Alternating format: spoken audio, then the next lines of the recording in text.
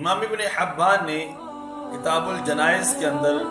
صحیح ابن حبان میں اس حدیث پاک کو روایت کیا ہے۔ حضرت انس بن مالک رضی اللہ تعالیٰ عنہ روایت کرتے ہیں، آقا امام الانبیاء علیہ السلام نے ارشاد فرمایا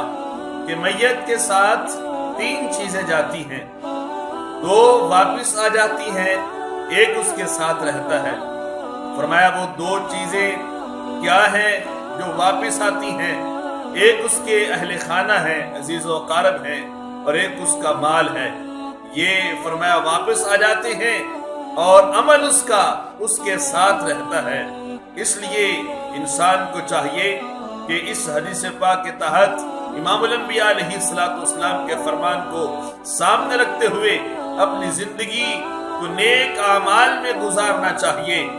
یہ نہیں کہ امام الانبیاء علیہ السلام دنیا میں مال کمانے سے منع کرتے ہیں، بلکہ آقا امام الانبیاء علیہ السلام نے تو خود تجارت کر کے عمل کر کے امت کو بتایا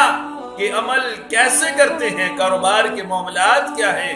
تو دنیا میں کاروبار بھی کرو، لیکن اپنے کاروبار کو اسلام کے سانچے میں ڈالو۔ جس وقت تم اسلام کے سانچے میں ڈالو گے اپنے کاروبار کو، تو وہ آپ کا کاروبار بھی نیک اعمال میں شامل ہو جائے گا۔ اس لیے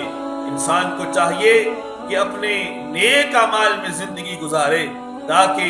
کل قیامت کو قبر میں، حشر میں اور قیامت کے دن انسان کے ساتھ انسان کے نیک اعمال رہیں، اور انسان کو قبر میں بھی کامیابی ملے، حشر کے اندر بھی کامیابی ملے، اور آقا امام الانبیاء علیہ السلام کی سنت و شریعت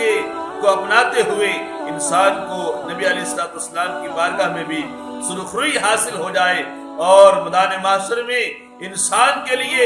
ایسا ماحول بن جائے جب دنیا میں رہتے ہوئے انسان آقا امام الانبیاء علیہ السلام کے بتائے ہوئے طریقے کے مطابق اپنی زندگی کو گزارے گا،